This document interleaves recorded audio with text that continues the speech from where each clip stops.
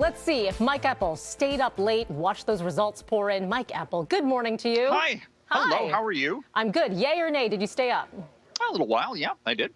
You stayed up for the results, which rolled in quickly. For the early count, I would say. Surprised? Yeah.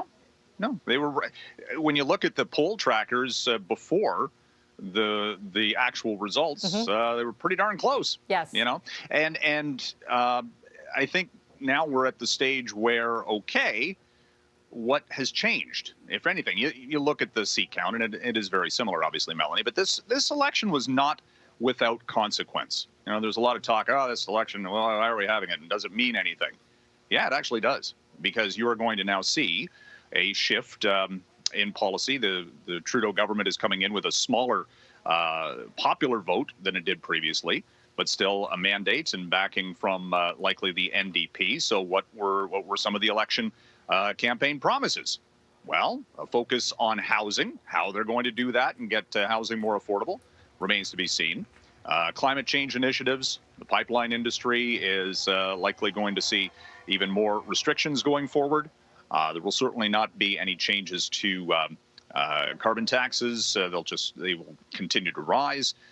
You're going to hear things like debt to GDP ratios, because that's always fun, because no one's talking about balancing the budget in any of the, under the current scenario. So we'll wait for the throne speech next, and then whenever the budget is. And look, the parties themselves, they're going to have to do some soul searching. There are no clear winners out of this. It was kind of split. No one seems to be happy with any of it. So that's going to be the sea change itself too, I think, coming out of this. That at the party level, there's going to be some big questions being asked, and we'll see how that plays out. Absolutely, Mike. All right, so it was wild markets. Taming a little bit now. What are you going to watch? Yeah. Yesterday was the worst day actually we've seen for stocks since May.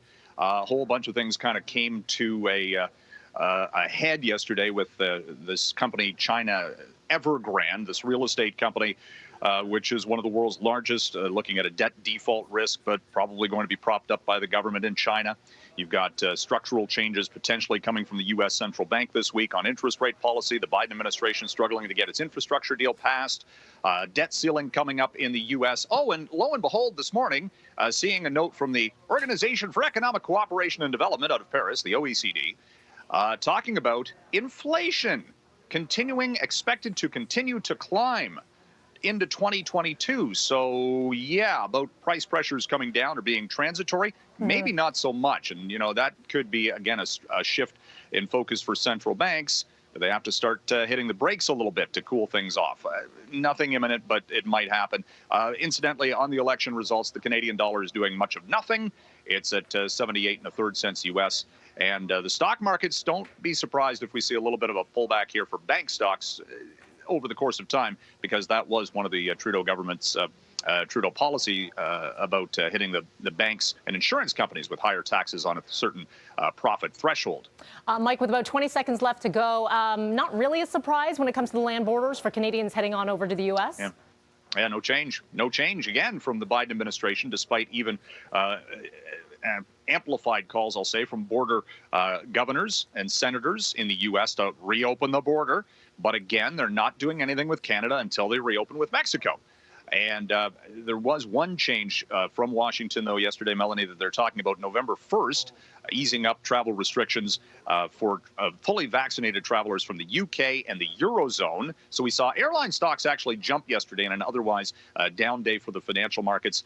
But will that be the signal for the Canadian land border restrictions to also be lifted? We'll see. Okay, we shall see. Mike Eppel, as always, a pleasure. We'll talk to you again tomorrow. Thank you. Thank you. 6:20 is your time right now. Coming up next, we're going to break down more when it came to the election. More so what you need to know for the what's next. Everyone wants to know the what's next for the major federal parties. We'll be right back.